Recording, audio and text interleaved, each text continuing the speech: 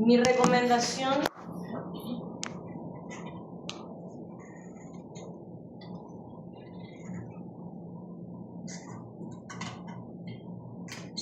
verán, yo les recomiendo algo.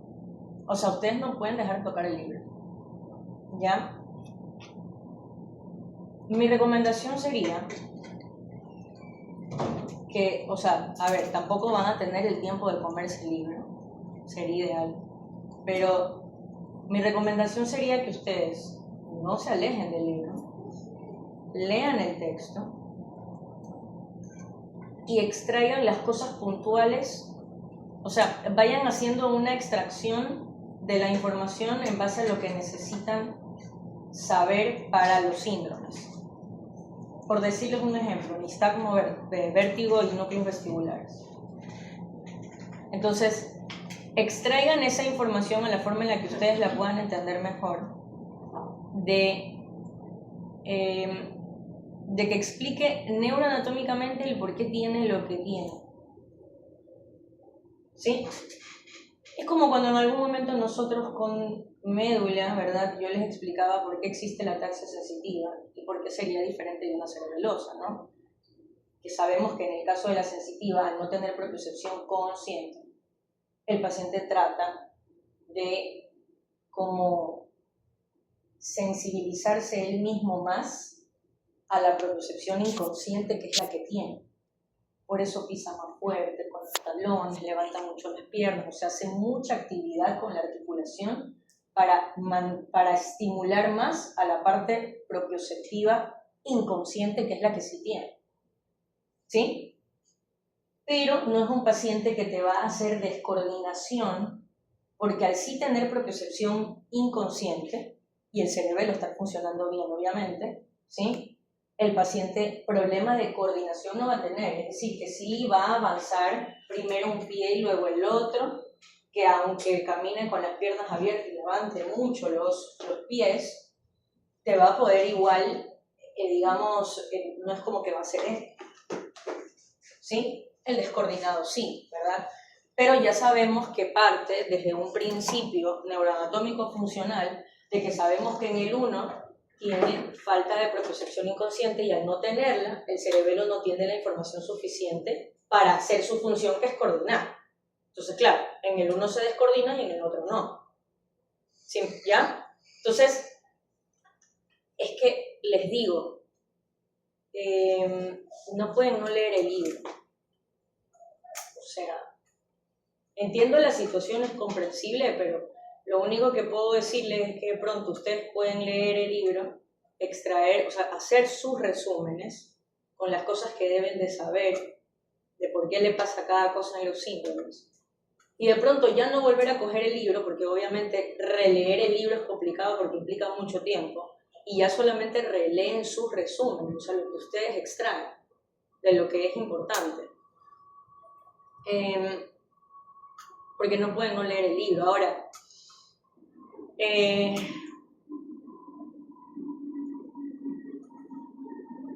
entonces yo creería que, por ejemplo, ese tipo de cosas es como, por ejemplo, cuando nosotros en algún momento hablamos de los movimientos de los ojos, ¿cierto? Yo les decía que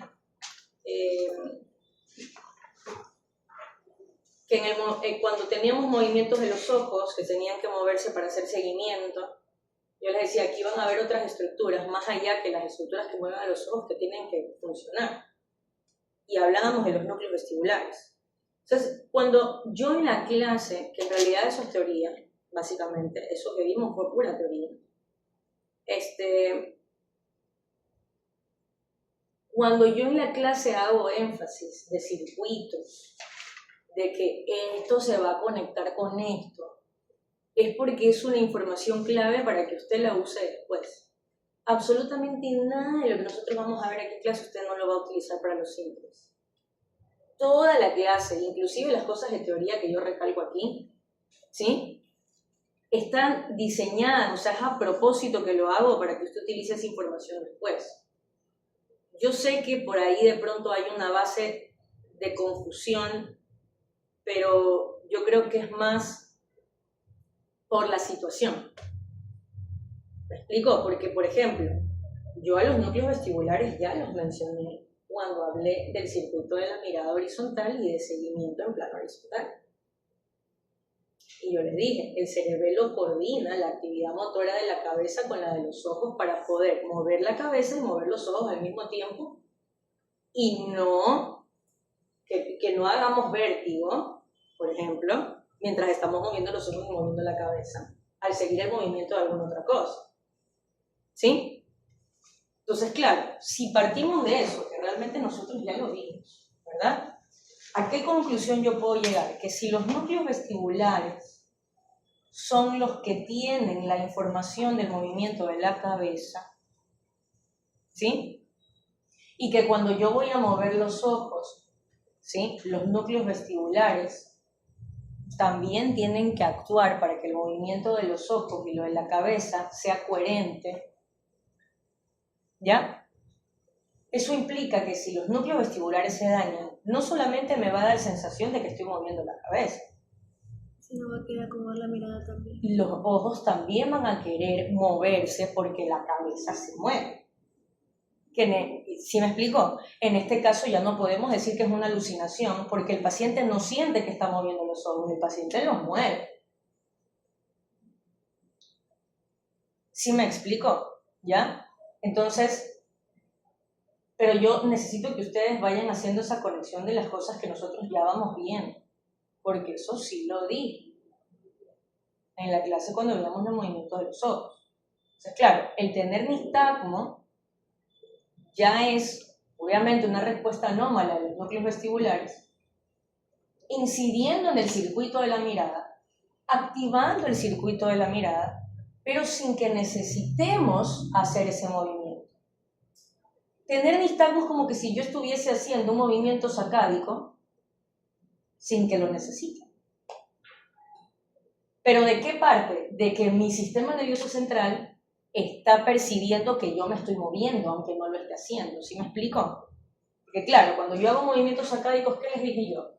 Nosotros estamos en movimiento y lo que hacemos es fijar la mirada en algo que se repite en un punto, y cuando nosotros estamos en movimiento, nuestros ojos están haciendo esto.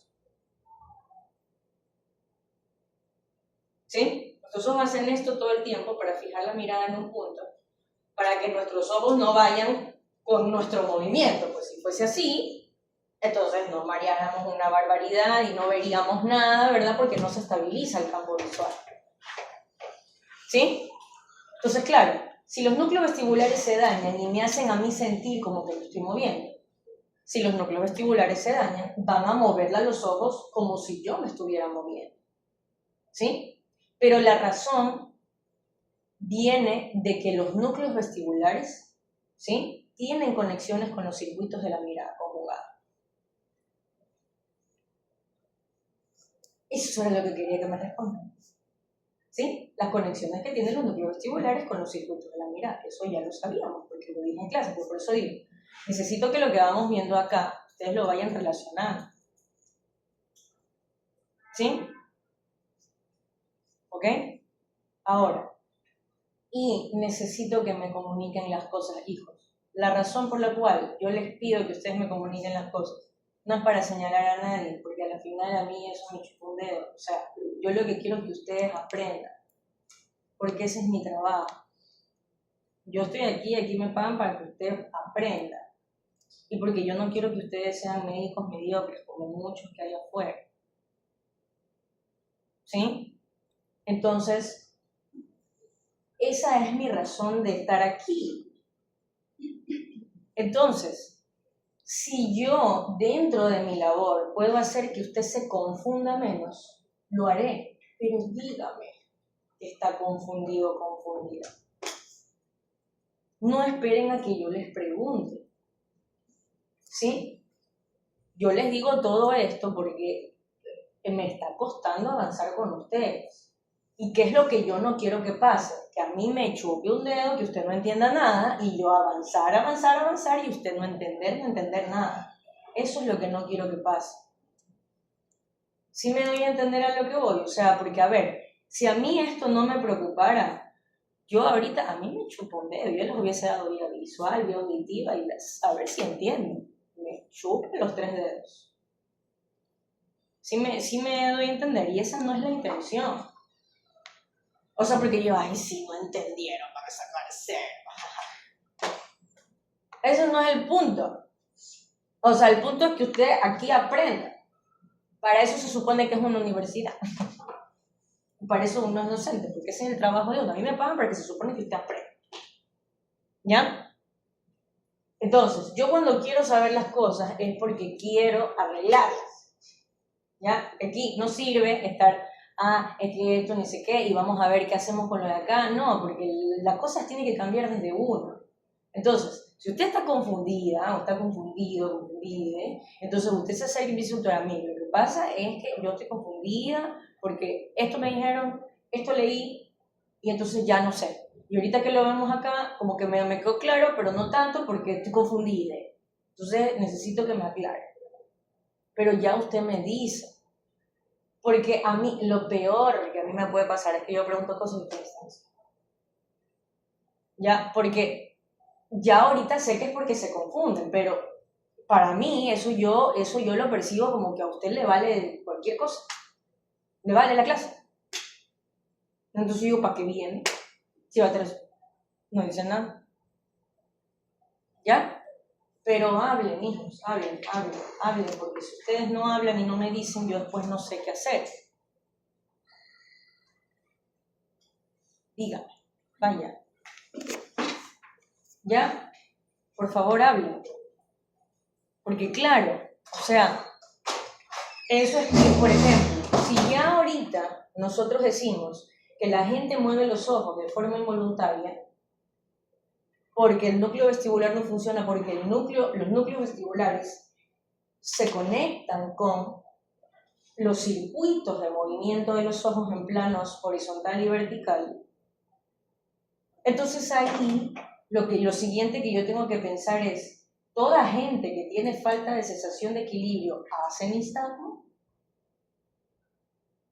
Ya vea lo que voy con lo que usted me decía cuando yo preguntaba qué es vértigo y usted me dijo falta de equilibrio.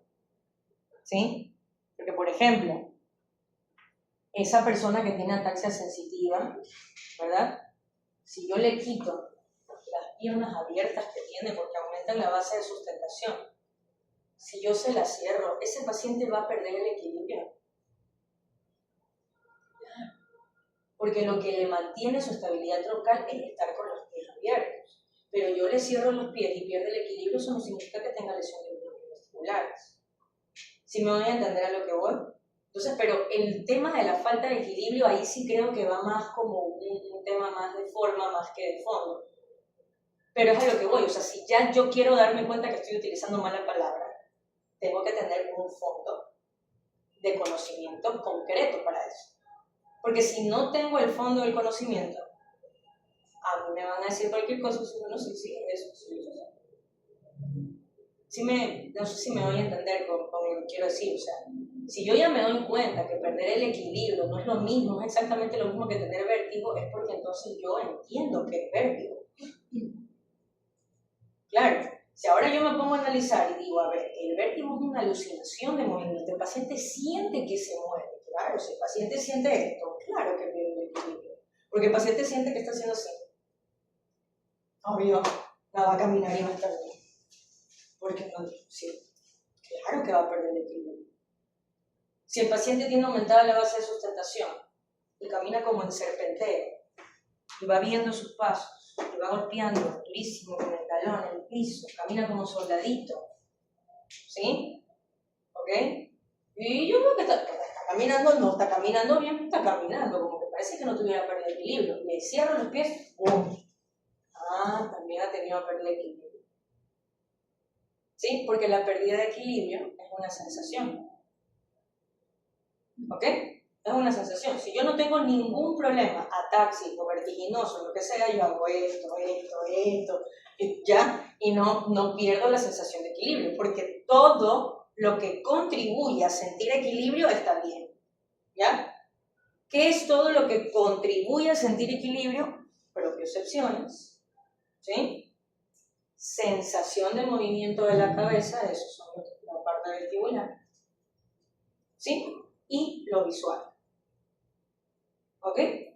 ¿Ya? Entonces, el conjunto de todas esas cosas hace que otras cosas funcionen bien. Si hay propiocepción inconsciente, va a funcionar bien el cerebelo. Si hay propiocepción consciente, va a funcionar bien el lóbulo parietal y por consiguiente lóbulo occipital y parietal como fibras de asociación que tienen y hacen una corteza occipito-parietal para la orientación visofacial, va a funcionar bien. Si funciona bien eso, se puede planificar bien el movimiento. Si se planifica bien el movimiento, el paciente se mueve bien. ¿Ya? Entonces, pero es que si se dan cuenta, todo en realidad es como una red que va conectada. Todo. Es la parte conceptual macroscópica y en muchas ocasiones es la parte conceptual también microscópica. ¿Sí? O sea, micro también. Necesito que el micro me lo tengan presente. Claro, porque es muy importante saber qué hacen los núcleos, con qué se conectan. ¿Sí? Entonces, ya sabemos por qué tiene nistagmo una gente que puede tener vértigo. ¿Siempre van a tener nistagmo? No. ¿Por qué no? Porque eso va a depender de qué tan grande sea la lesión y qué tanto núcleo vestibular me abarque.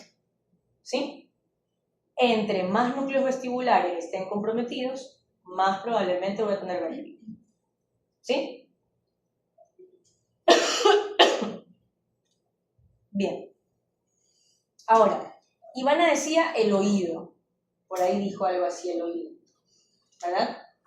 Claro, es que capaz yo puedo no tener lesiones en los núcleos vestibulares, pero sí tener un compromiso, por ejemplo, del aparato vestibular. ¿Sí? Si tengo un compromiso del aparato vestibular, ¿qué puede pasar?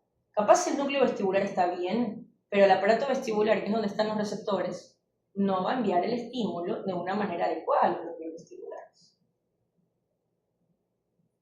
¿Sí? Si no se manda el estímulo adecuado, ¿verdad? El núcleo vestibular no va a tener la información suficiente para su sinapsis con el cerebelo y con la sinapsis que va a hacer con las formaciones reticulares, perdón, los centros de la mirada. ¿Sí? Entonces, claro, el paciente puede sentir vértigo porque tiene un problema en el aparato vestibular. Claro, también. Porque aunque sus núcleos vestibulares estén bien, en donde se recepta ese líquido que está moviéndose ahí adentro del aparato vestibular, ¿sí? Con respecto a los movimientos de la cabeza, pues no está funcionando. ¿Sí? Entonces, eso de ahí tengo que tenerla clara. ¿Alguna pregunta con esa parte en particular? ¿No? Dígame. El doctor todavía me había dicho, había dicho que los otolitos eran parte de eso, pero después usted me dijo que eso es patológico. Claro, no, lo que pasa es que otolito, el término otolito, lito es cálculo, oto en el oído, cálculo en el oído, ¿sí? Ahora, se le llaman órganos otolíticos, no es lo mismo decir otolito que órganos otolíticos, ¿sí? Utrículo, sáculo y todo el resto del aparato vestibular, ¿sí? Laberinto y así, todo eso, órganos otolíticos, ¿sí? Pero no es lo mismo decir otolito que órganos otolíticos, ¿ya? Porque el otolito es el cálculo que está dentro de ahí. Se hacen piedritas, ¿sí? De precipitación de las sustancias que están conformando ese líquido que está ahí adentro, ¿ya?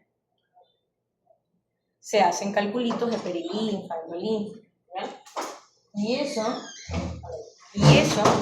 puede llevar a la formación de piedritas, que claro, haga de cuenta que ahí hay esas formas circulares, una piedrita allá adentro, eso es como que, ¿verdad? Estuviera ahí dándose todas las vueltas. Y ahí es cuando la gente siente que no está moviendo la cabeza y está así porque siente que se le va a salir todo. ¿Ya? Pues son órganos otolíquidos, ¿sí? Y el otolito es el calor. Ya. Listo. ¿Alguna otra pregunta? ¿No? Bien.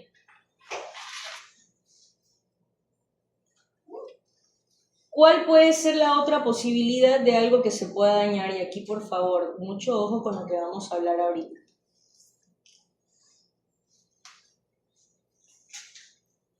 ¿Sí?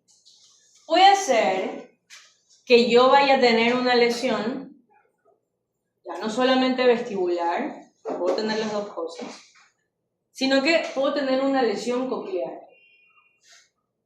¿Sí? Núcleos cocleares. ¿Ok? ¿Qué pasará si el núcleo coclear se daña? Hipoacusia o anacusia. O anacusia. Y va a ser bilateral. Muy bien. Si se daña el lemnisco lateral, que es la unión entre el complejo libar superior y los colículos inferiores, ¿le va a pasar lo mismo? Sí. Pues sí. Si los colículos inferiores se dañan, ¿le va a pasar lo mismo? Sí. Ya estamos hablando de eso mesencéfalo, ¿no? Es decir, que acá, ¿sí? Lateral, ¿verdad? Bueno, sería más acá en realidad, puedo tener compromiso de los núcleos cocleares también. ¿Ok? Sobre todo si es una lesión caudal. Recordando que de los núcleos cocleares sale el cuerpo trapezoide, ¿verdad? ¿Qué es el cuerpo trapezoide? Y la acusación. La acusación de justamente las fibras cocleares que se van a ir para el otro lado, ¿no? O sea, se van a ir al complejo libar del otro lado o se saltan la sinapsis del complejo libar y se van directo al colículo. Es decir, que el cuerpo trapezoide estaría aquí. Por lo tanto, yo puedo tener lesiones tegmentales, mediales y también tener pérdidas auditivas, ¿o no? Sí. Claro, porque el cuerpo trapezoide está aquí en el centro. ¿Sí? Es decir, que cuando tengo lesiones en puente, mejor dicho, ¿sí? Puedo tener pérdidas auditivas de tipo neurosensoriales bilaterales, en donde sea que se vaya a lesionar, protuberancia baja, alta, etc. Pero ojito con lo que les voy a decir ahorita, ¿sí? No necesariamente sí o sí voy a tener un compromiso de los núcleos cocleares o de la vía coclear. Porque eso va a depender de la extensión de la lesión. Imagínense que la lesión no le compromete nada de la vía auditiva. Nada. Puede pasar. No tenga lesión vestibular, también puede pasar. Capaz solamente se infartan las partecitas que están de los pedúnculos. Entonces solo va a tener ataxia cerebelosa. ¿Sí? Ahora, ¿por qué les digo esto? ¿Ustedes se acuerdan cuando nosotros hablábamos de las ramas de la arteria basilar? Sí, de la laberintica. ¿Sí? Y hablábamos que el tronco de origen de la AICA, ¿sí? También originaba la laberíntica. Ahora, ¿por qué es importante esto? Porque como la laberíntica irriga la cóclea, ¿sí? Irriga el oído interno, puede pasar que yo llegue a tener un compromiso isquémico, por ejemplo, de la AICA, ¿sí? Que no me infarte o me isquemie todo el territorio correspondiente a la misma, que no me comprometa ninguna parte de la vía auditiva, pero que sí se comprometa por medio de la laberíntica el oído interno. Si se le daña el oído interno, ¿qué le va a pasar al paciente? En términos auditivos específicamente. También hipoacusia o anacusia. ¿Será neurosensorial? No. Sí. ¿Por qué no? Claro que sí. ¿Por qué sí? Porque la parte que irriga la laberíntica es específicamente en la cóclea, la placa tectorial donde están las células ciliares cocleares. Entonces, ¿ahí qué estaría pasando? Se daña el receptor, así que igual sería neurosensorial. ¿Cuál va a ser la diferencia? Que va a ser un solo lado. Correcto. Claro, unilateral es un solo lado, o sea que es ipsilateral, pues, o sea, un solo lado. Es decir, que es la única razón de origen vascular que va a provocar una pérdida auditiva de tipo neurosensorial y que sea unilateral. El resto de lesiones vasculares que me vayan a provocar pérdidas auditivas, todas van a ser neurosensoriales bilaterales porque será por compromiso de la vía auditiva dentro del tallo. Y si es así como es un crucerío y se cruza por todos lados, entonces de ley va a ser bilateral. ¿Sí me voy a entender? Entonces, ¿puedo yo tener pérdidas auditivas neurosensoriales unilaterales por razón vascular? Sí, solo en el caso de que tenga un compromiso de la irrigación de la laberíntica. ¿Sí? ¿Se entendió esa parte? ¿Ok? Así que mucho ojo, que no les pase que en el caso venga descrita una pérdida auditiva neurosensorial que sea unilateral y que usted directamente diga, no está en el tallo porque en el tallo siempre es bilateral. No, ojito. Porque capaz si tiene una lesión en el tallo, solo que esa lesión en el tallo no ha provocado lesión directamente en la vía auditiva, pero sí por la laberíntica en los receptores. ¿Sí? ¿Ok? ¿Está clara esa parte? ¿Sí? ¿Preguntas? No. Bien. Preguntas en general en lo que le puede pasar. Es decir, finalmente, ¿qué es lo que nos va a pasar? O podemos tener ataxia cerebelosa, podemos tener compromiso espinotalámico y trigeminal, con las características que ya sabemos, contralateral, ipsilateral o trigeminal, contralateral o espinotalámico. Compromiso de Horner, podemos llegar a tener a compromiso facial de tipo infranuclear, ¿sí? Podemos tener compromisos vestibulares con todo lo que venga eso en el paquete, incluido lo de los ojos. Y ahí usted sabe que, bueno, y las pérdidas auditivas. Más o menos, le quitamos, le ponemos cosas. ¿Sí? Dependiendo de dónde esté la extensión de la lesión.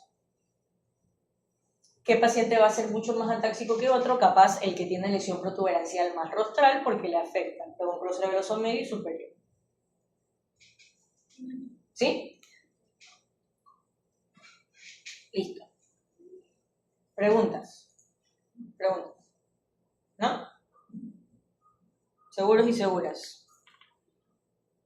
Entonces, ¿esto es lo que está acá? ¿Sí? Doctora, una pregunta. ¿Se puede dañar solo una parte del pedúnculo cerebroso medio? Sí, claro. Siempre, y puede pasar cualquier cosa. Porque usted puede tener una lesión isquémica muy chiquitita, que le agarre una sola partecita, la mitad del pedúnculo si usted quiere, sí. Bueno, o le agarra todo el pedúnculo, claro. Eso va a depender de la extensión. Y digo, dependiendo de qué tanto se afecte, va a ser la gravedad de la ataxia. Listo. ¿Preguntas?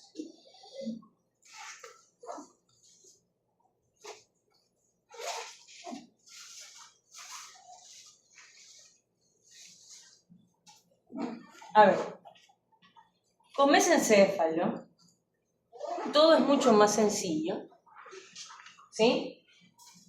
Porque yo tengo la posibilidad de que tenga lesiones del pedúnculo cerebral.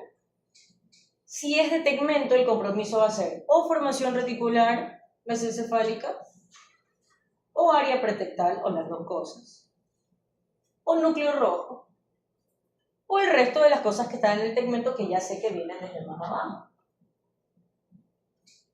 ¿Sí? Entonces aquí va a ser básicamente, y yo tengo que recordar que tengo 3 territorios de irrigación, el más medial, que es de las ramas paramedianas, que ingresan por la fosita interpeduncular de la basilar, las ramas proximales de la arteria cerebral posterior, que es la mayoría del tegmento y de la parte basal del mesencéfalo, y luego también ramas proximales de la cerebral posterior más la cerebelosa superior, que sería en el área tectal. ¿Sí? Dependiendo de la extensión de la lesión, aquí qué nervios son los que me interesan que se podrían comprometer, porque protuberancia era más de sexto, séptimo, Tercero y cuarto. quinto. Acá sería más el Tercero y cuarto. tercero y el cuarto. ¿Sí? ¿Se pueden dañar núcleos de los dos al mismo tiempo? Sí, porque eso va a depender de la extensión de la lesión. ¿Puede ser solamente uno de los dos? También. Puede llegar a pasar de que tengamos, por ejemplo, solamente compromiso de Danger-Westphal y no del tercero, también.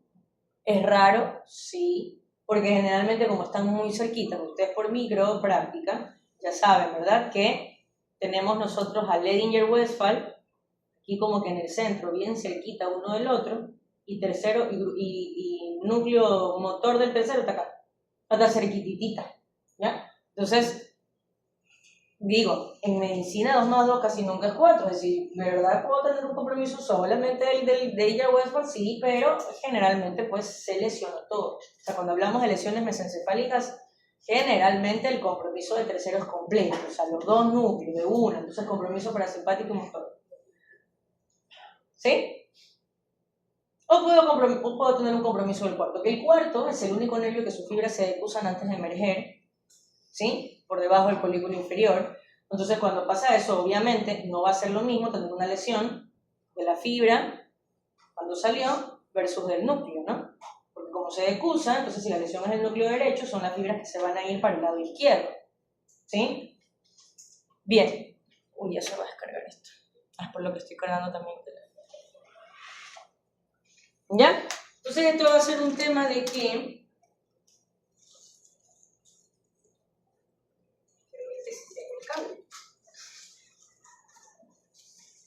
tocar y pongo acá.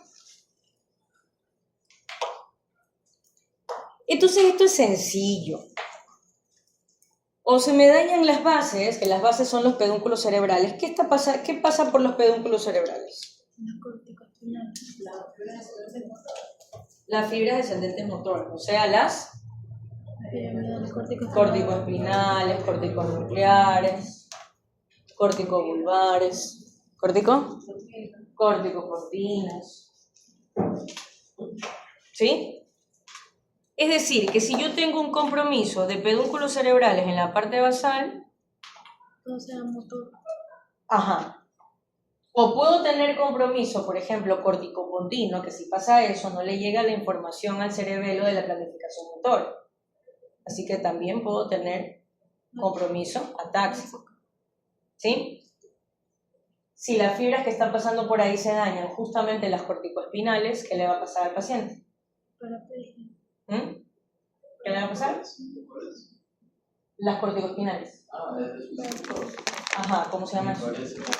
Ajá, puede tener hemiparesia o hemiplegia, recordando, como siempre, que dependiendo del tamaño de la lesión, a veces no puede ser toda la mitad del cuerpo, sino una sola extremidad. Eso tenemos que tenerla clara. ¿Ya? Entonces, hemiparesia o hemiplegia. ¿Contralateral a la lesión? Sí. Claro, contralateral. Listo.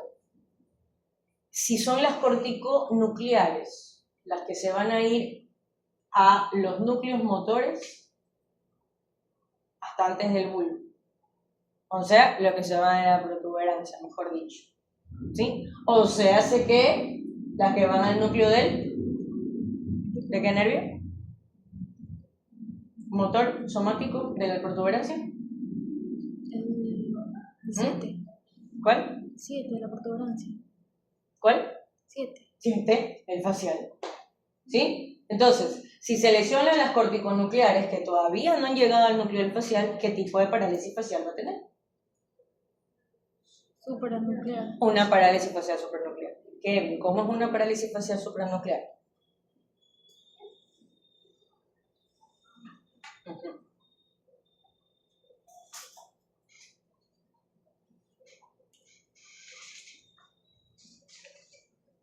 No, parálisis.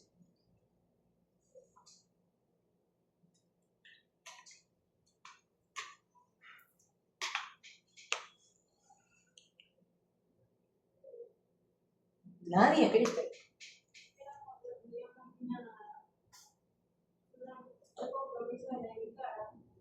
Es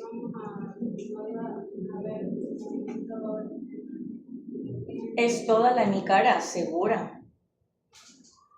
Piénselo bien, dígame yo. Es el cuadrante inferior. ¿Por qué es el cuadrante inferior?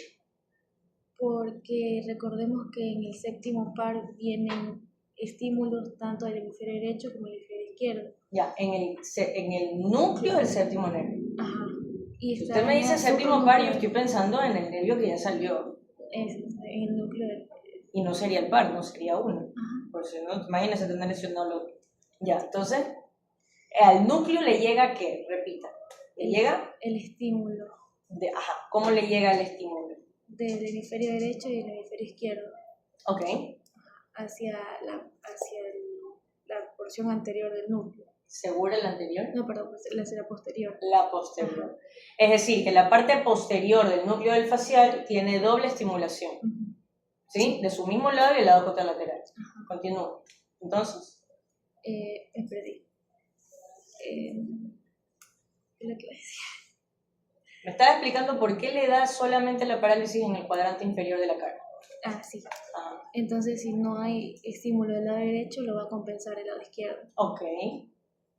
Entonces, Solo va a tener movimiento del cuadrante superior, o sea, del lado que no está afectado. contralateral. Ajá. Ya. Ok. Es decir, que una parálisis facial supranuclear, siempre el lado paralizado va a ser contralateral. ¿Sí? ¿Por qué es el cuadrante inferior? Porque el cuadrante superior de la cara, al recibir doble estimulación, ¿sí? Tiene entonces esa compensación del lado que todavía está recibiendo estimulación.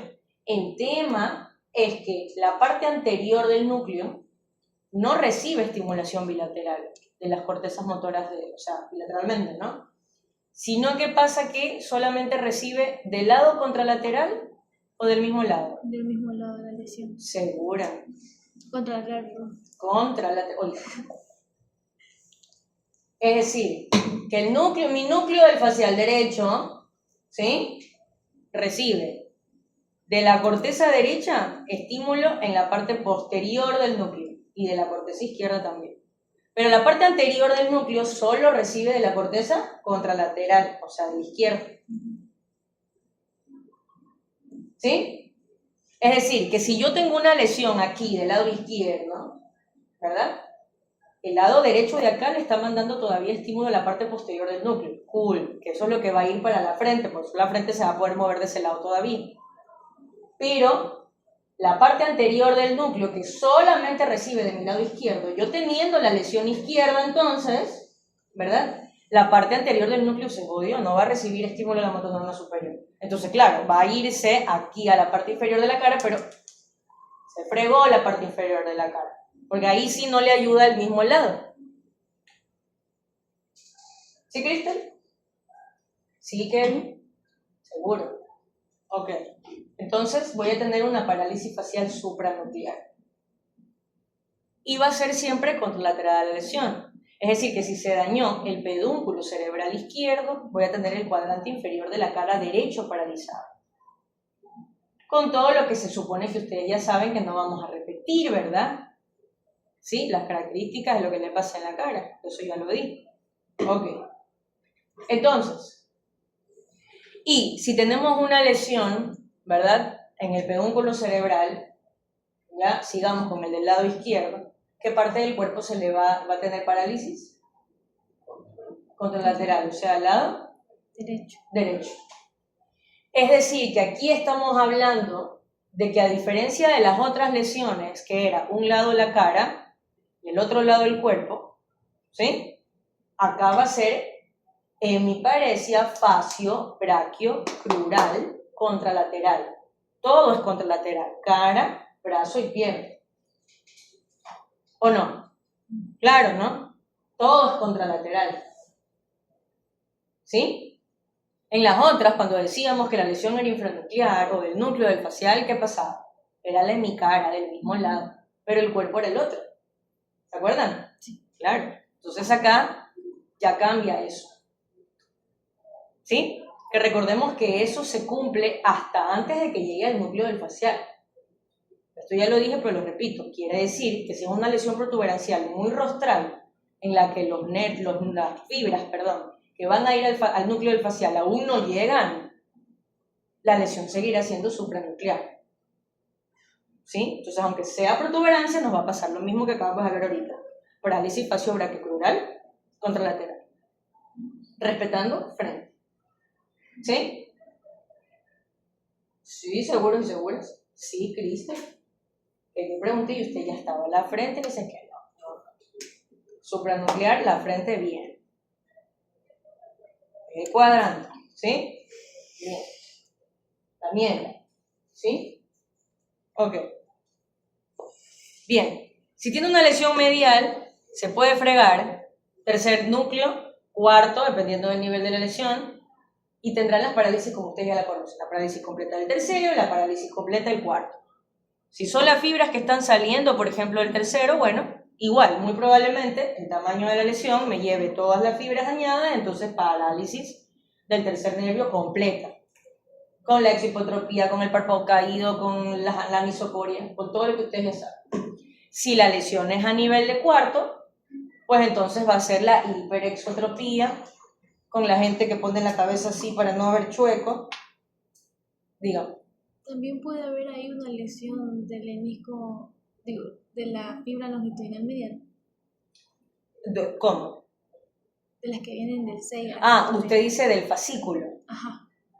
Sí puede, es más común las lesiones del fascículo longitudinal medial ascendente en protuberancia rostral, pero claro, si la lesión le abarca justo la unión, ¿sí? ¿Hubo protuberancia? No. ¿Cómo hubo protuberancia? No, pues. Mesencéfalo-protuberancia. Eso, mesencéfalo. Claro, bulbo bajo, vale, en serio. Mesencéfalo-protuberancial, ¿sí? Entonces, claro, ahí le agarra justo el fascículo, sí. Y sí puede tener oftalmoplegias internucleares. ¿Son menos comunes? Sí, porque las lesiones que son como que transición entre una estructura, digamos, del tallo a otra casi no es tan común. No, más común es que sea propia del mesencéfalo, propia de la protuberancia por el tema de las irrigaciones. Porque a pesar de que vengan del mismo origen, por ejemplo, de la basilar, igual tiene sus ramitas. Entonces, como sus ramitas van muy bien dirigidas a un punto en específico, es mucho más probable que no, pero sí puede llegar a pasar. Eso pasa más en los pacientes que tienen ya más de un compromiso, o sea, tipo, tienen hipertensión, pero también tienen estenosis arterial, y también tienen un componente, digamos, rítmico, cardíaco, que hace que manden muchos trombos a distintas direcciones en un mismo momento o en tiempos muy cercanos, y es cuando pueden pasar esas cosas. Es decir, no es que sea tan común de decir, ay, sí, todos les pasa, no. ¿Sí? Lo más común es que sea la lesión completa del tercero, la lesión completa del cuarto, cuando hablamos de mesencéfalo como tal. Porque sobre todo con mesencéfalo es muy diferente, o sea, es como solamente la parte de en medio viene de la basilar y el resto ya es cerebral y cerebeloso superior. En protuberancia es más tema de que se nos pueden mezclar los síndromes, porque pues la mayoría de cosas vienen, mejor dicho, todas las irrigaciones, igual la mamá de las ramas de donde vienen, pues es la basilar. O sea, ahí sí hay más chance de que haya un entrevero ahí de compromisos. ¿Sí? Ahora, la lesión puede ser que sea una lesión un poquito más caudal, no de esa imagen que estamos viendo ahí, sino de un corte mesencefálico más caudal. Porque, por si recuerdan de lo que han visto en micro, ¿verdad? Ustedes cuando ven, la placa de la unión pontina mesencefálica, no se ve todavía por completo el núcleo rojo, sino que justamente ahí, ¿qué pasa? La decusación ¿de qué? ¿Qué se decusa ahí? ¿Podría repetirlo? Claro, antes de que aparezca completo el núcleo rojo, ¿sí? En el mesencéfalo, justamente en la placa caudal, ¿sí? Pontomesencefálica, ¿ok? Aquí en el centro aparece una decusación, aquí. Y los núcleos rojos, el cachito del núcleo rojo se ve aquí bien a los lados. Y aquí en el centro hay una decusación. La rúbula espinal. ¿Ah? La rúbula espinal. ¿Cómo? La rúbula espinal. No, es una decusación súper grande que está en el centro. Es característico de la placa pontomesencefálica.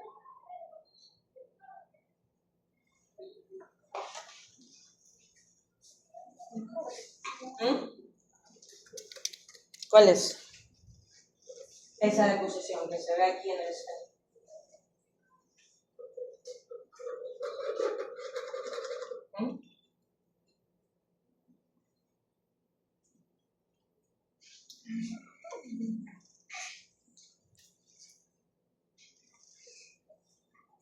¿Ven lo que les digo?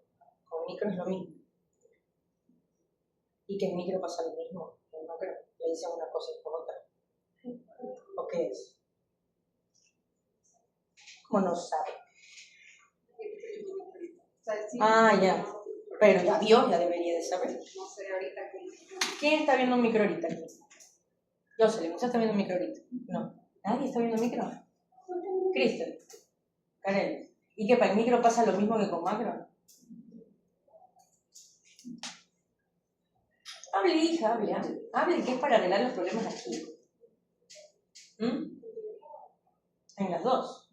Porque o contestan por uno o por otro. Si yo no me contestan por ninguna de las dos, entonces quiero saber qué pasa. Claro, se quedan callados. ¿Pasa lo mismo? ¿Que dicen una cosa y después otra, que están confundidos? No, entonces, ¿qué pasa?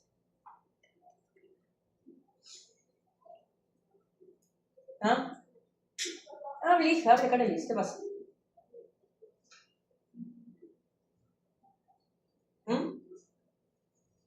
¿No qué? ¿Qué no sabe? Entonces, ¿pero por qué no responde entonces? Claro, porque si no pasara nada, ustedes me responden lo que pregunto. Superior. La de acusación de Pedúnculos cerebelosos superiores. Y hace no. Y no responde. ¿Usted también está viendo micro, Kevin? Pero que la persona que yo falta mucho. ¿Y por qué falta tanto? Ya ve, mire, por eso no responde acá. Y ya no sabe qué le va a pasar si se le daña. Y usted también, entonces falta mucho. ¿No? Entonces, ¿por qué? Entonces, miren, como lo mismo, usted falta, pero miren, da igual. Sí, no importa mucho, creo. Claro. Sí, pues dice que él falta y están igual. Claro. Sí. A ver. Hable. ¿Qué le pasó? Se olvidó de la deposición. Entonces. ¿No qué? Hable, Carlos.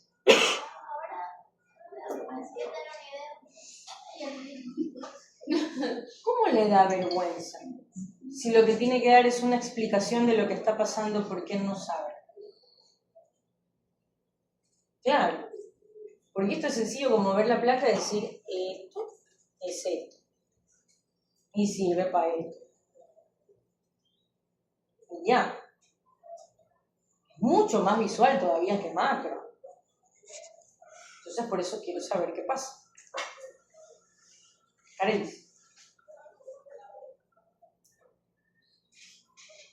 Pero ¿qué es lo que no sabe ella? Porque yo pregunto y no responde. Entonces eso quiero saber. ¿Qué es lo que no sabe? Es decir, que sí lo ve en clase y no lo está relacionando. ¿Y usted? ¿Criste? ¿Cómo? ¿Le da qué? Pero mi vida. Pero si se tiene que equivocar ahorita cuando yo pregunto aquí. Lo peor es que es eso, que a usted le dé vergüenza equivocarse. ¿Sí? ¿Sabe de dónde parte esa vergüenza de equivocarse? ¿Ok? Es porque usted duda de sus conocimientos. Y si usted duda de sus conocimientos es porque no están completamente estructurados. ¿Sí? ¿Por qué cree que sea eso?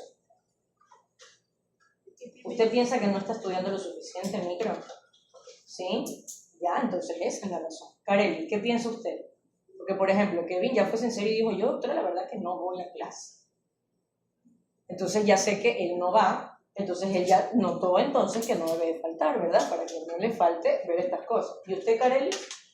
¿Lo mismo? ¿Qué es lo mismo? Lo mismo de ella. No está afianzado a sus conocimientos. ¿Ya? Entonces tiene que estudiar más. ¿Sí? ¿Ok? Carelis, se compromete a estudiar más porque yo necesito que usted sepa micro para entender esto. Cristel, lo mismo. Por lo menos estudie micro para macro, si no estudia micro para micro. ¿Sí? Tiene que afianzar su conocimiento y tiene que hablar. Claro. ¿Y usted, Kevin, se va a comprometer a que ir a clase? Vaya a clase, hijito. ¿Por qué falta tanto? ¿Tiene otras cosas que hacer? Ahí está. Se queda dormido. Oiga, no se quede dormido. Claro, ponga alarma, no sé. ¿Ya?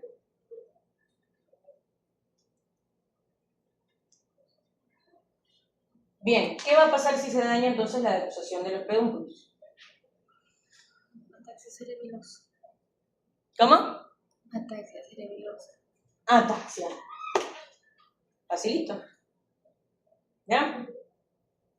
Es decir, que miren, el mesencéfalo cambia un poco la distribución de las cosas. Porque claro, ¿qué nos pasaba en las lesiones que nos producían ataxia cerebelosa antes? La mayoría eran laterales, ¿no? Pedúnculos, a excepción de las lesiones obviamente basales, en el caso de protuberancia, que al tener lesiones del núcleo pontino, de fibras pontocerebelosas, también podíamos tener ataxia. ¿Cierto? Acá, en cambio, ¿ok? Si tenemos una lesión medial, tendremos ataxia. Si tendremos una lesión lateral, capaz no. Claro, porque aquí ya los pedúnculos ya no están a los lados, los pedúnculos cerebelosos ya no están a los lados. O sea, en el mesencéfalo están en el centro, porque ahí, tuki, están entrando ¿para dónde? ¿Por qué se decusan ahí? ¿Para dónde van? El cerebelo.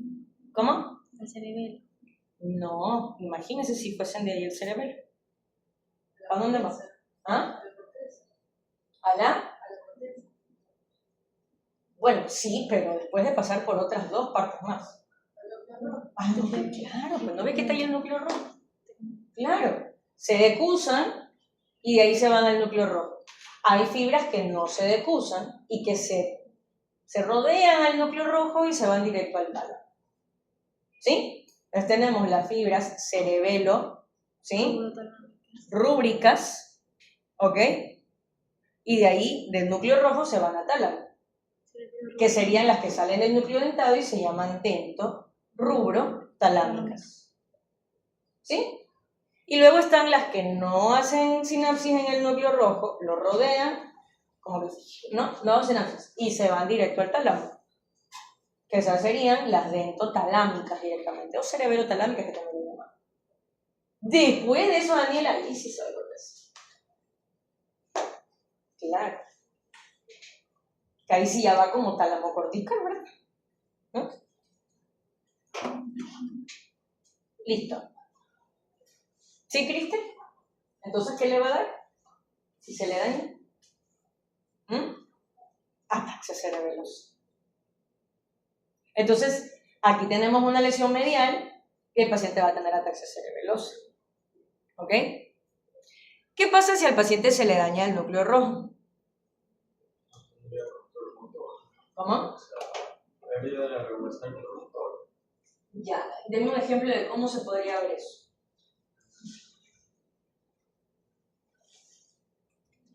No sé cómo parece, o sea, similar aparece, pues, sea debilidad. Bueno, es que debilidad directamente no, pero sí podría tener rigidez. Claro. Es decir, ¿qué podría pasar? ¿Qué le pasó? ¿Qué escuchó? Puede ser que esté escuchando algo y usted vaya que está más cerca del escucha. Se imaginó cosas, ¿no? Que había una gente haciendo alucinaciones auditivas que le hablaban en lenguas. Bien, entonces claro, puede haber rigidez. ¿Qué es lo que dice Gustavo? Falta de control motor. Bueno, pasa que el núcleo rojo, ¿cuál sería su función? ¿Cómo? Ya, muy bien, pero ¿a razón de qué? De lo que viene del cerebelo, ¿verdad? Esto es así, esto acá el uno se ayuda y el otro ya hace las cosas. ¿Se acuerdan que en algún momento cuando hablábamos de médula decíamos que había un tracto rubroespinal? ¿Verdad? ¿Qué hacía el tracto rubroespinal? ¿Mm? ¿Cómo? ¿Flexor qué? Los flexores inhiben los extensores. Es decir, si va a favor de lo flexor, quiere decir que es un tracto que se encarga de modular la actividad flexora de las extremidades. ¿Sí? Y que sea entonces más fácil el pasar de una extensión, mantener postura, a flexión. ¿Sí? Bien. ¿Por qué el núcleo rojo puede hacer eso? Porque el cerebelo ya supo qué quiere hacer el cerebro, coordina, y ya todo coordinado le dice al núcleo rojo, así es como tienes que hacer que se active los flexores. En realidad para la actividad motora es un circuito gigante. O sea, va de la planificación motora, núcleos pontinos, ¿sí? Núcleos pontinos cerebelo. Sale del cerebelo y cerebelo se va al núcleo rojo. Y el núcleo rojo baja como rubro espinal. Pero también va al rubro talámico. Y el tálamo cortical. ¿Sí? Y eso que no hemos hablado que el cerebelo también manda a vestibulares. Y vestibulares lleva el tracto vestibuloespinal. Pero todo está conectado. ¿Sí? ¿Qué más puede pasar entonces, por ejemplo, si el núcleo rojo se daña? Puede pasar que entonces no se regule la actividad flexora. Si no se regula la actividad flexora, yo puedo tener una actividad flexora muy rígida, o sea, capaz hago movimientos, pero son muy rígidos. O capaz puedo tener lo que se llama el tremor rúbrico, ¿sí? El paciente tiembla, ¿sí? Temblor rúbrico. Es decir, que no solamente el paciente puede tener rigidez sostenida, sino que también puede ser un paciente que pueda desarrollar movimientos involuntarios. ¿Sí? Pero ese movimiento involuntario se debe a la falta de flexión, a la fuerza de flexión, ¿verdad? No. Ahí se debe a que no se puede coordinar cuando se necesita más flexión que extensión y cuando se necesita más extensión que flexión. Así más o menos. ¿Sí? Claro, entonces por eso hace movimientos involuntarios. ¿Ok? Listo, entonces puede tener temblores. Bien. Listo. Ahora, podemos tener, vámonos más para los lados, un compromiso del hemisco medio. ¿Ahí qué le va a pasar? ¿Cómo?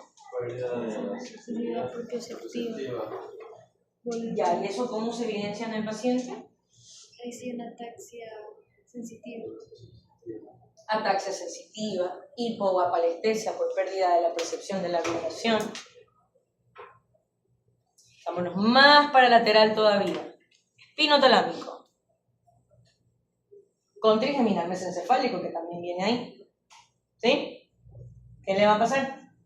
Cristian, ¿qué le va a pasar? A ver, ¿quién escucha la voz?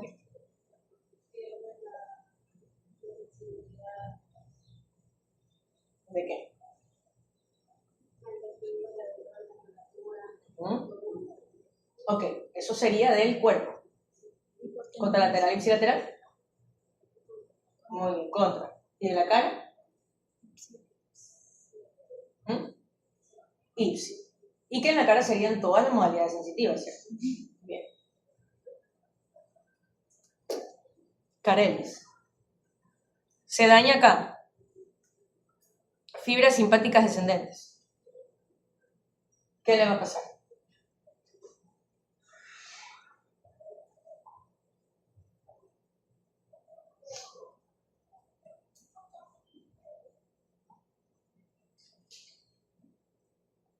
No, ¿qué, mi amor? Tiene que hablar. Ya, siempre dice que no. Vamos, ¿qué le va a pasar? Son fibras simpáticas descendentes. Llevan la información del hipotálamo para que pase por todo el tallo, haga sinapsis en la formación reticular, se vaya hasta la médula esa información y de ahí salga como ganglios autónomos. De ahí se va a los órganos terminales a hacer lo que tengan que hacer. Pero ahí, si se daña ahí, ¿qué puede pasar como focalidad que puede evidenciarse?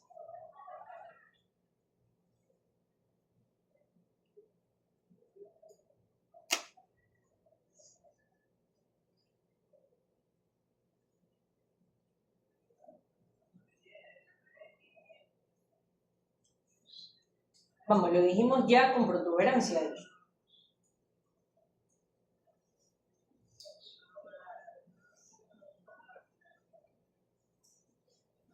¿Qué le va a pasar a Carlos?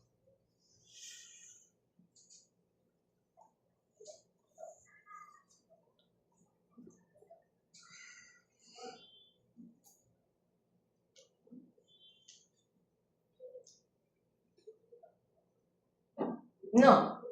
Si no me dejo dormir. Kevin, ¿qué le va a pasar? Miosis, ¿no? Miosis. ¿Ya? Anisocoria. Esta sería una anisocoria diferente a la de acá, ¿verdad? ¿Sí? ¿Por qué hay miosis aquí, Kevin? Porque se daña la función simpática, entonces la función parasimpática estaría mal elevada. Ajá. ¿Y en qué ojo sería? ¿En el del mismo lado o el contralateral? Ipsi, muy bien. Entonces el ojo del mismo lado va a tener miosis y el otro va a estar de tamaño normal. Entonces por eso decimos que es anisocoria, ¿ya? Porque va a tener diferente el tamaño pupilar. Y si es acá en el tercero, Kevin, ¿cómo va a ser la anisocoria?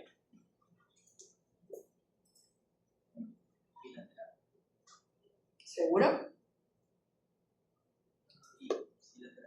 Y sí, igual, pero ¿qué sería diferente de aquí versus acá?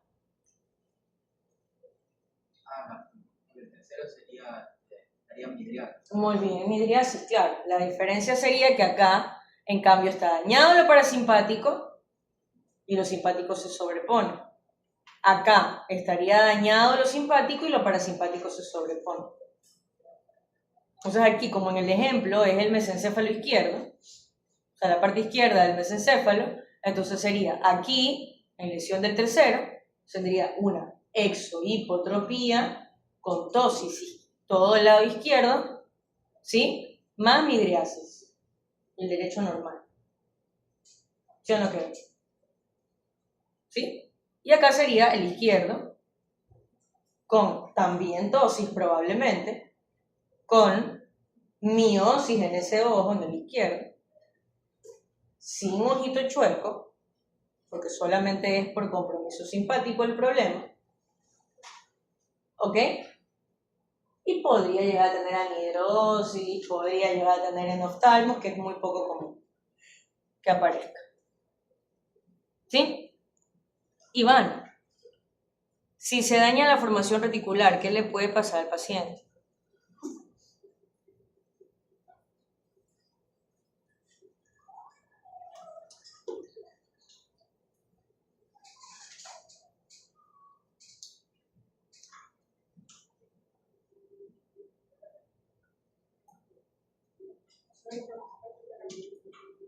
Ahí es donde está la X. Sí.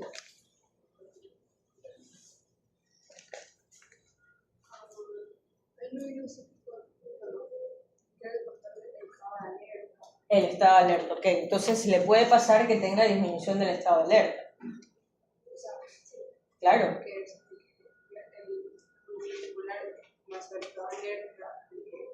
Claro, la formación reticular es la que permite que haya conexiones entre el tallo, más claro, que el tallo sea un puente de conexión entre médula y cerebro. ¿Sí? Si se daña la formación reticular, entonces ese puente de paso de información entre cerebro y médula no hay.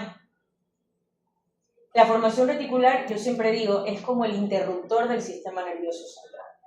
Si la formación reticular está bien, las conexiones de las funciones primitivas del tallo van adecuadas con las funciones cognitivo-conductuales superiores de corteza.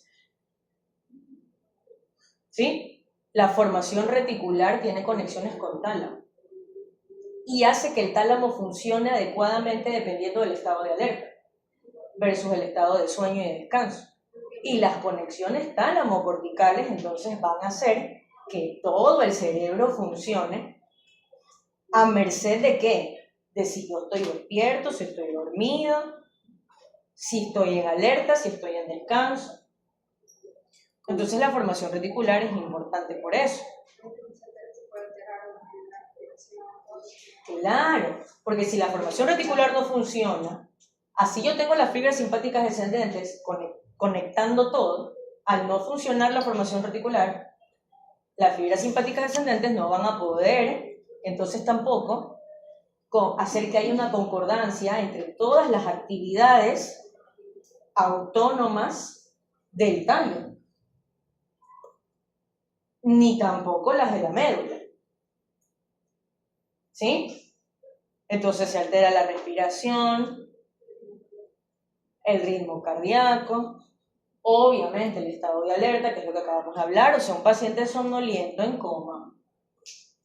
¿Sí? Y bueno, los distintos estados de alteración del estado de alerta, que eso la verdad no creo que alcancemos a ver, lo van a ver en neurología, espero, bueno, creo que se me olvida lo mismo. Ojalá. ¿Ya? Pero bueno, eso de ahí. ¿Sí? Ahora, si en específico se lesiona la parte de la formación reticular que se encarga del centro de la mirada vertical, ¿sí?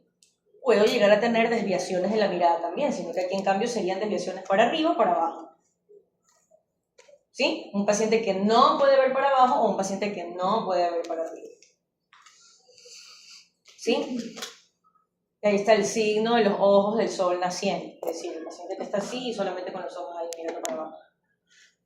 ¿Sí? Como el sol naciente, ¿verdad? Como el sol cuando está subiendo, ¿verdad? Está viendo para abajo. Diga. Ok. ¿Sí? Entonces, eso va a depender de la extensión de la lesión. Todas las lesiones de formación reticular van a causar desviación de los ojos, no, porque tiene que agarrar exclusivamente la que es el centro de la mirada vertical. ¿Sí? Podrían estar comprometidas las fibras que salen de algo que se llama el centro de vergencia, que es el que permite hacer la convergencia y regresar a hacer la divergencia, también. Entonces, claro, puede ser que el paciente se quede, ¿sí? También mirando para abajo y hacia el frente, y hacia adentro. ¿Sí? Listo. ¿Qué más? Si tenemos compromiso de la sustancia negra, ¿qué puede pasar? Temblor. ¿Cómo? Bueno, no Parkinson, ¿no? Porque eso es una enfermedad de Parkinson, serían parkinsonismos. ¿Sí? Que sería también movimientos involuntarios. También temblores. También rigidez. Pero aquí la diferencia no es por la parte ejecutora rubroespinal el problema. Es por la dopamina. Es porque la sustancia negra tiene conexiones con los núcleos de la base. Entonces, si la sustancia negra se daña, no se puede llevar la estimulación o la inhibición, porque eso va a depender del receptor en el que actúe, la dopamina, ¿sí?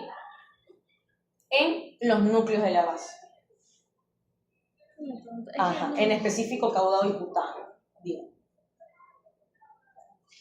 Es que nos habían explicado que el núcleo rojo era también secretor de dopamina. Entonces, como la dopamina inhibe la acetilcolina, era una de esas las razones por las cuales había temblor.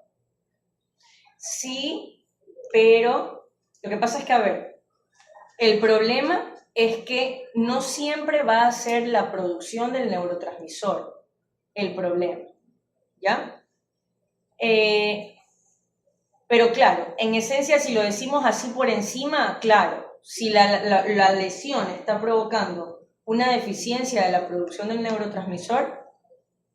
Sí, pero también tenemos que entender que si no hay deficiencia de producción del neurotransmisor, pero el problema está igual en las conexiones que va a generar el rubro con médula, entonces igual también vamos a tener la alteración del digamos, motor. ¿Ya? Por ahí va, es como lo mismo, la dopamina que produce el ¿cómo se llama? La sustancia negra. A veces la sustancia negra se daña, pero no es que tiene déficit de producción de dopamina, ¿no? Ahí está la diferencia entre la enfermedad de Parkinson y el parkinsonismo, ¿no? Pero bueno. Listo. ¿Qué más? ¿Qué pasa si el problema en cambio está en el área tectal?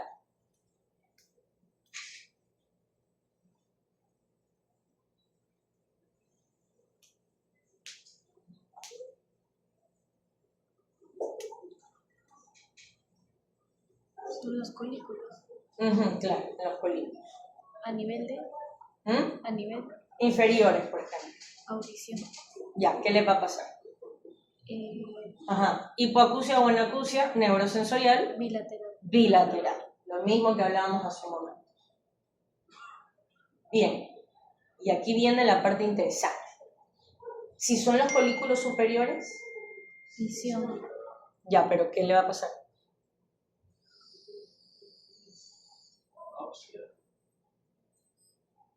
¿Cómo? ¿Seguro? ¿Qué hacen los colículos superiores con respecto a la vía visual?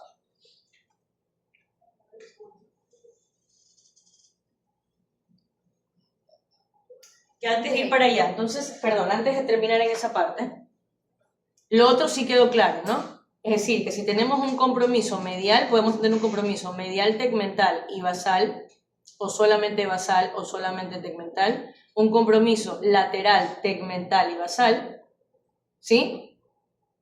O un compromiso tectal, básicamente. Y ahí con todas las variaciones que puede tener. A veces puede ser que el compromiso sea solo medial, otra solo lateral, o el compromiso sea medial y lateral. ¿Sí? Eso va a depender de la extensión de la lesión. A veces las lesiones proximales, ¿sí?, de la arteria cerebral posterior, como tiene bastante territorio, ¿sí?, puede generar mucho edema de compromiso, y a pesar de que la basilar esté bien, con sus ramas paramedianas en la fosita interpeduncular, el edema puede generar disfunciones también de esta zona medial. Aunque la lesión sea propiamente aquí, muy lateral de proximal cerebral posterior. ¿Sí me explico? ¿Sí? Entonces eso ahí lo tengo que tener en cuenta. Entonces a veces el paciente puede comenzar siendo muy lateral, espinotalámico, ¿sí?, trigeminal, ¿sí?, muy Horner, muy tu compromiso de la mirada vertical, ¿sí?, y muy peduncular cerebral, ¿no? Muy de la parálisis facial, de la del cuerpo, ni sé qué, y capaz no me agarra tercero. Y en otra sí, me agarra fibras del tercero, núcleo rojo, ya se va haciendo como más medial. ¿Ok? Eso va a depender de la extensión de la lesión. Bien. Ahora sí, regresemos a colículos superiores. ¿Qué hacen los colículos superiores? Integra. Me dicen visual, ya, bien, pero ¿qué hacen? La vía tectoespinal. Por estímulos, por formar la vía tectoespinal. Ya, muy bien. ¿Qué hace la vía tectoespinal? Ya. La tectoespinal era que movía la cabeza y los ojos hacia un estímulo movimiento. Ajá. Es decir, que los colículos superiores, Gustavo, ya usted mismo, usted es como que el que erra el pase y luego la recupera. ¿Ya? Muy bien. Es decir, se equivocó, pero fue como que a ver, no, y se regresó, ¿verdad? Existen dos vías visuales. Vía visual de la percepción visual y vía de la atención visual. ¿Sí? Los colículos superiores son parte de la vía de la atención visual, no la de la percepción. Es decir, que si yo tengo lesión de los colículos superiores, no es que dejo de ver, ¿sí?, pero pierdo la atención visual. ¿Qué significa eso? Que como decía Gustavo, ¿verdad?, la vía tectoespinal, ¿sí?, Es la que se encarga de que yo pueda tener movimiento sobre todo de la cabeza y del cuello con respecto a un estímulo visual que me llame la atención. Pero ¿de dónde viene pues ese estímulo visual? Tiene que venir igual de la retina, pues si con la retina es con la que yo veo. Bueno, no es con la retina, veo con la corteza visual primaria. Pero por donde entra la luz, digamos, es en el ojo y se refracta en la retina. ¿Sí? Entonces, hay una vía que se conoce como la vía retino-tecto-pulvinar, ya que eso lo vamos a hablar después cuando se va al pulvinar, eso ya está, ¿no? Pero cuando llegó al tectum, o sea, sí, a los folículos superiores, ¿sí? Ahí lo que va a pasar es varias cosas. Antes de irse para pulvinar, que eso lo vamos a ver con la vía, que lógicamente no vamos a alcanzar, eso ya nos va a tocar dejarlo por el segundo parcial. ¿Ya? Dígame. Doctora, ¿y no se puede hacer una clase? ¿Segura que una clase virtual ahorita en exámenes de vía visual? Nada, imagínese. Lo propone y lo trae. Sí, obvio. ¿Quién va a querer ahorita con lo hartísimo que tiene que estudiar? O sea, estamos atrasados, pero no importa. O sea, la idea tampoco es que usted se meta a puras cosas y no sepa qué es que mismo está hablando. Pero por eso necesito el compromiso de ustedes. Ya hablé con ustedes seriamente, es con el único grupo que me pasa esto. ¿Ya?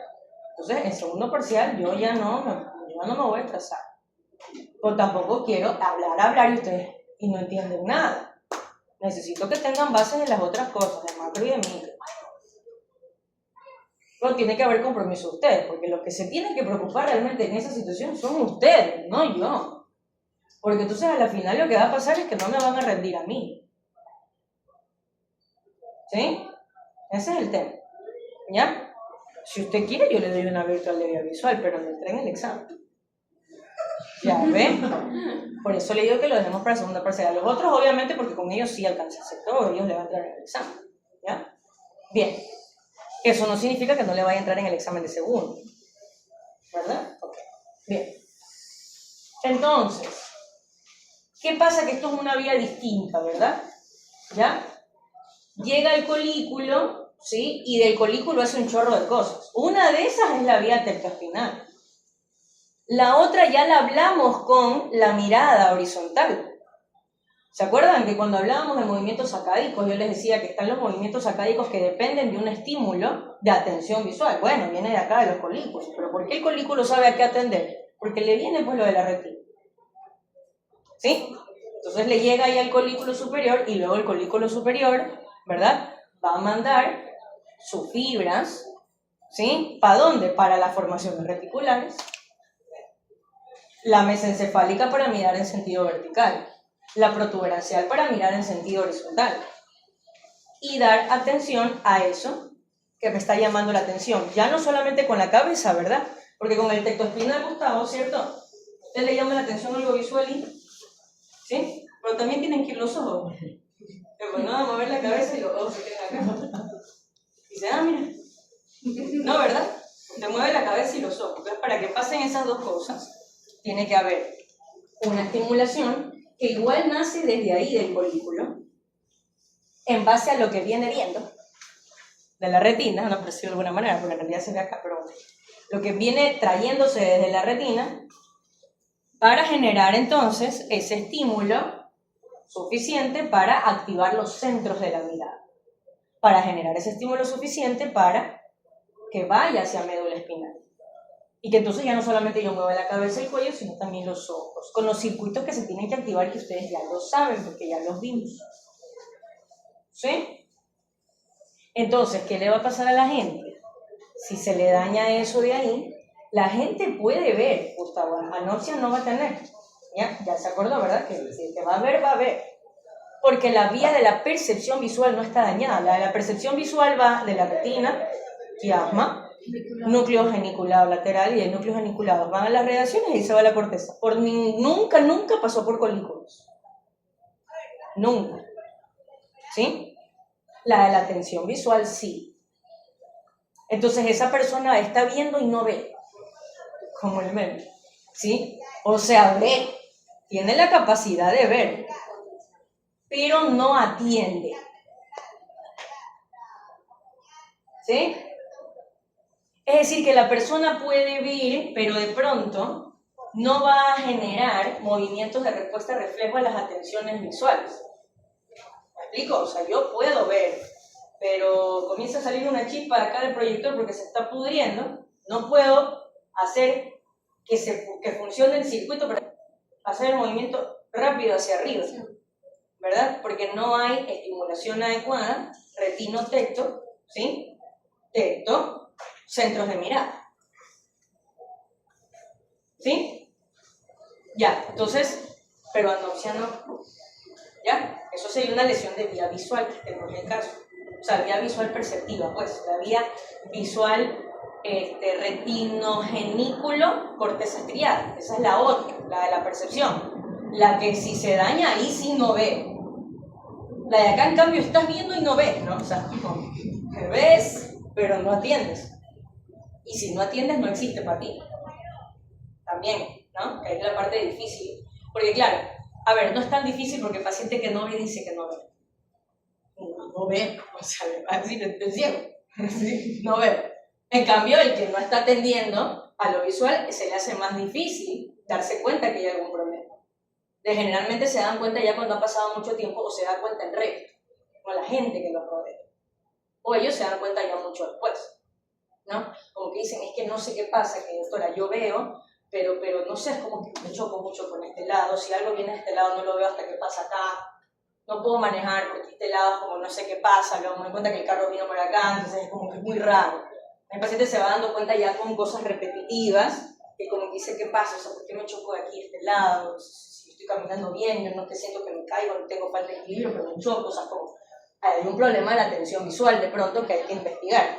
El paciente que no ve, y va a la consulta y dice no veo. Claro, entonces es como es más fácil darse cuenta, pero dice no veo.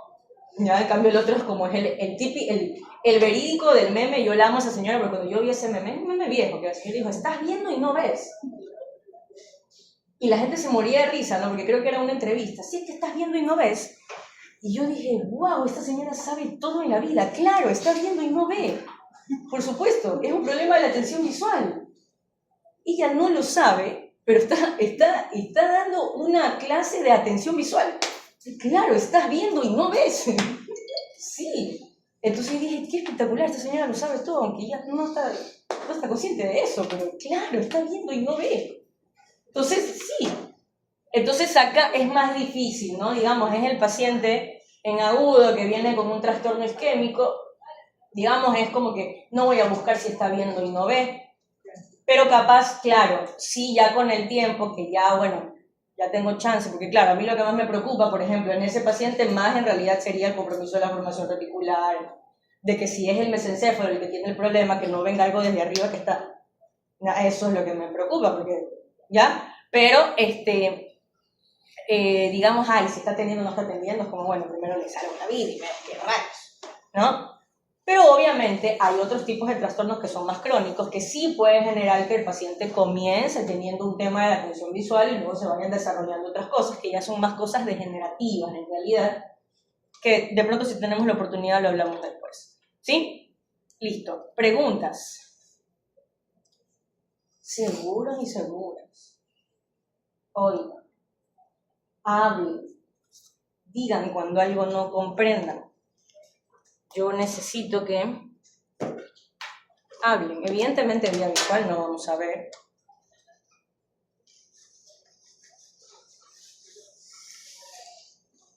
Preguntas. Gustavo, está todo clarísimo. ¿Seguro? Sí. Ya. Daniela. Es que ya, pues te van a dar su examen, o sea, gracias. ¿Cuándo dan examen? ¿El sábado? No, ¿cómo se va? Yo el sábado no vengo acá. El viernes. Ivana, preguntas. Joseph. Kevin. Para que estoy haciendo preguntas individualizadas.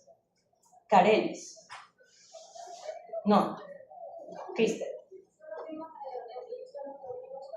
¿Cómo? Claro, no, inferiores decíamos que igual es el mismo problema hipoacusia o anacusia. neurosensorial y que igual sería bilateral, ¿no? Porque se viene todo cruzando desde antes, pues no, desde el hemisco lateral, desde el cuerpo trapezoide, inclusive los mismos colículos, ¿no? Ellos se pasan información de derecho a izquierdo. Si se daña un solo colículo, como quiera, va a tener una pérdida bilateral, eso es lo que decía. Y perdón. Claro, cuando tenemos lesión de colículo, recordemos que aunque no haya lesión del núcleo del cuarto nervio, por debajo de los colículos inferiores están saliendo el cuarto nervio. Entonces, claro, a veces puedo tener el compromiso del colículo inferior, es decir, ahí sería una mezcla entre tener la hipoacusia o la anacusia neurosensorial bilateral más el compromiso del cuarto. ¿Sí? O sea, el ojito chueco, ¿verdad? Característico del cuarto, es decir, que se le va para arriba y para afuera. ¿Ah? Y que son estos pacientes que cuelgan la cabecita, porque como tienen el ojo para arriba y para afuera, al colgar la cabeza ya no ven doble. ¿Sí? Si enderezan la cabeza, entonces se le comienza a doblar la imagen así en vertical. Entonces prefieren estar así, con la cabeza caída. Usted les acomoda, ¿qué le pasa? ¿Por qué está con la cabeza así? Porque claro, pues uno quiere decir, o sea, uno quiere descartar que no tengo un compromiso de espinal accesorio. ¿No? Es así. Entonces si yo, ¿verdad? Y usted le mueve la cabeza y se la pone recta, usted ve como el ojito se le va así para arriba y para afuera. Ya. Vaya, para que ya lo vea. Sí, pues el paciente lo hace así a propósito, para no ver doble. O sería eso más la hipoacusia o anacusia bilateral. Recordando que igual, del lado donde esté la lesión, va a haber predominio de la pérdida de la visión. Pero igual va a haber un compromiso de los dos lados. ¿Sí, Cristel? Listo. Preguntas, entonces. ¿Alguna otra pregunta, Cristel? ¿No? Bueno, chao, entonces.